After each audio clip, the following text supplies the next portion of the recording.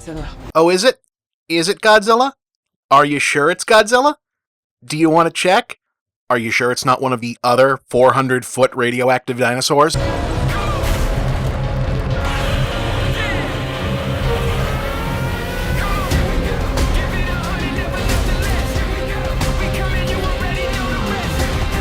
Well, that looks like a f***ing good time. Thank Odin they were already in production on this 2 years ago when most of you decided you were too good to see King of the Monsters in theaters, or they might have skipped right over it, and I'd be even more pissed off this last whole cycle. Now all I have to do is figure out how to get 2 doses of COVID vaccine in my goddamn arm between now and March so I can watch this in a proper movie theater instead of a bullshit HBO Max stream, because AT&T and Warner Brothers decided to fuck over my industry, their industry, the theater industry, like 3 or 4 other industries, and basically just blow a giant sucking chest wound in the American service economy on a gamble to maybe boost 5G signups 2 or 3 years from now. But anyway, Godzilla vs. Kong, so named due to complicated rights issues, settled in a 1980s lawsuit between Nintendo and Universal over Donkey Kong and whether or not you can copyright the association of the word Kong and any fictional giant gorilla as opposed to specifically King Kong, and won in Nintendo's favor by a lawyer named Kirby, that is a true story, is of course jointly a sequel to both the 2 most recent 21st century Godzilla films and the 1970s set Kong Skull Island that was released in between them, unified mainly by the involvement of the Shield but for Kaiju organization Monarch in each film. A plot point that has apparently escaped more than a few people because nobody remembers anything that happened in the first Godzilla other than the last 10 minutes and let them fight.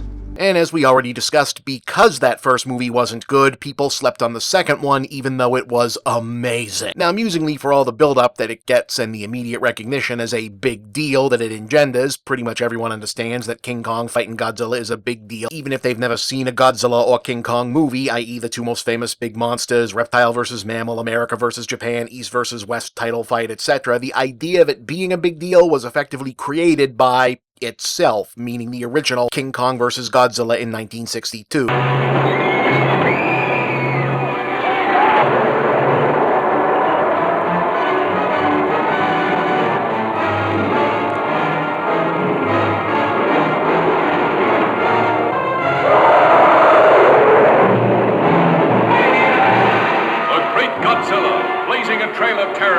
Japanese homeland, roaring defiance to the only enemy on Earth strong enough to challenge him, the unconquerable King Kong, giant gorilla god of this South Seas paradise. King Kong versus Godzilla, heading for their colossal collision, shattering every obstacle that stands between them in the most fantastic rampage of annihilation ever recorded on film.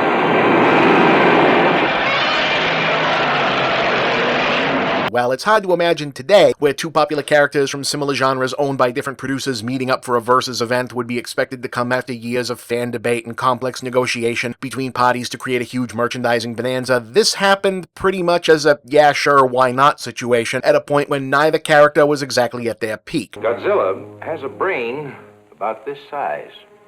He is sheer brute force, while Kong is a thinking animal. See, in the early 1960s, King Kong as a license for anything other than movie merchandise had been sitting on a shelf for decades, while Godzilla had only appeared in 1 sequel to that point, which wasn't nearly as well received as the original. As a property, Kong had actually had more movement behind him, if only because the original King Kong special effects creator Willis O'Brien had been working independently on a pitch for a sequel to the 1933 film called King Kong vs. Frankenstein, wherein Kong would battle a giant-sized monster created by the grandson of the original Dr. Frankenstein. Now, unfortunately, while trying unsuccessfully to secure funding for the expensive stop-motion special effects that he wanted to use, O'Brien trusted the wrong person in the form of unscrupulous producer John Beck, who absconded with the production materials and dubious character rights over Kong to Japan to sell a version of the project to Toho instead. Now, by the time either Toho or O'Brien found out about each other's involvement, or lack thereof, the version Toho agreed to make with Beck, with a returning Godzilla swapped out for Frankenstein, had already been completed and was in theaters.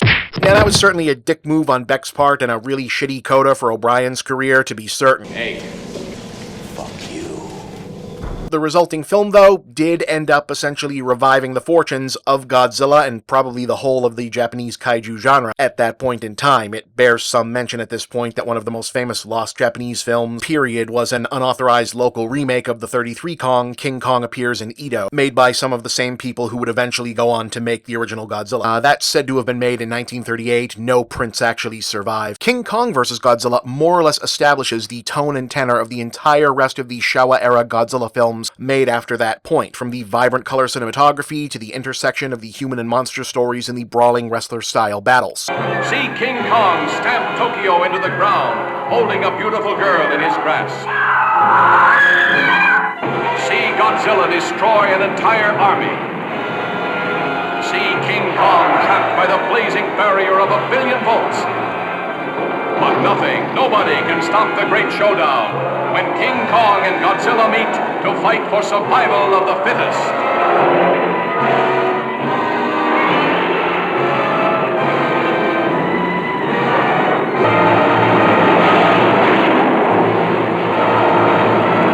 And it was a gigantic hit at the Japanese box office, along with pushing the Godzilla brand fully back out to the forefront of monster movie pop fandom in the United States and abroad. Helpfully, Toho knew how to strike when the iron was hot and followed right up in 1964 with 2 sequels in Godzilla vs. Mothra and Ghidorah the Three-Headed Monster both coming out, which in turn were followed by 10 more Godzilla movies, but none of them featured a rematch with King Kong, because once the brand was worth something again, the much more financially intimidating American executives in Hollywood who were pretty sure they'd owned the rights in the first place decided to start acting like it again. We love this monkey! Do something! Which meant segregating Kong into his own franchise of co-productions, with a Japanese studio still picking up the production side tab, as part of a then-new international studio deal between family TV producers Rankin and Bass and Toei Animation, whose The King Kong Show became the first original anime production created specifically for American audiences in the 60s. King Kong, you know the name of King Kong, you know the fame of King Kong, 10 times as big as a man. Rankin and Bass then once again approached Toho, having noted their prior success with the Kong character, to pick up the license again and produce a live-action film loosely spun off from the series, though they rejected Toho's initial pitch of having Kong rejoin the main Toho monster continuity by teaming up with Mothra to battle a giant crustacean, the treatment for that proposal eventually being adapted into Godzilla vs. the Sea Monster, or Ebirah Horror of the Deep. All these monster fights are rigged. Oh, and it's a hit to center field. Godzilla grabs it. He throws it to first. Whoa! You might want to put a little coriander in there. I think he's searching for a giant candle. Yeah, I think so. Oh, I'm a jumble bumblebee, won't butt. Instead, the live-action spin-off of The King Kong Show took the form of King Kong Escapes, a deliriously goofy one-off which found Kong battling a robot doppelganger called Mechani-Kong. This one is, it's pretty great. King Kong, Mammoth, Behemoth, Goliath,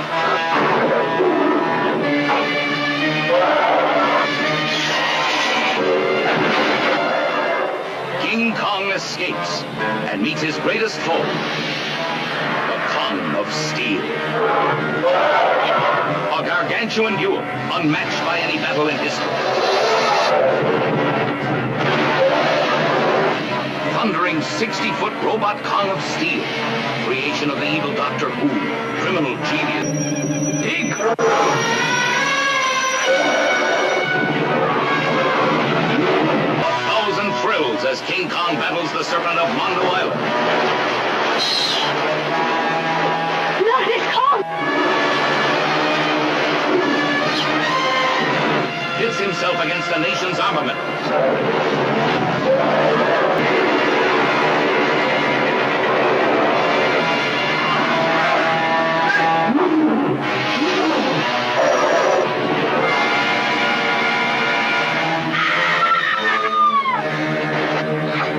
King Kong in a duel to the death.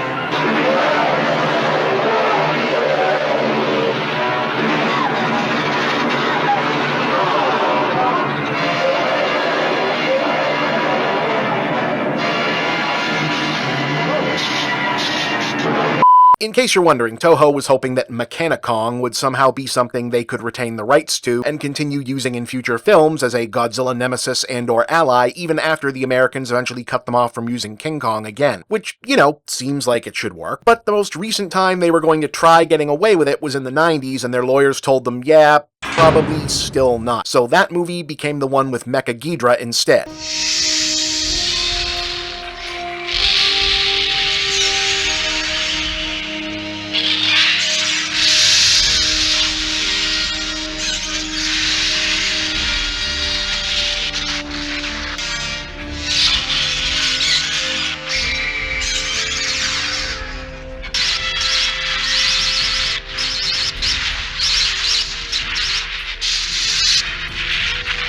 To date, there have been no further Toho or Japanese-produced films involving King Kong or giant ape-like characters connected to Godzilla. Anyway, yeah, this one looks pretty damn cool. Normally, I might, speculate on it or what the plot might be, but thanks to the pandemic delays, there have been spoilers for this all over the web for a year, so there isn't much point in that. I'm not gonna blow it for you. You can probably find them if you like. One more thing for me to say thank you so much to everyone who helped this goddamn thing last even one single minute longer than it needed to.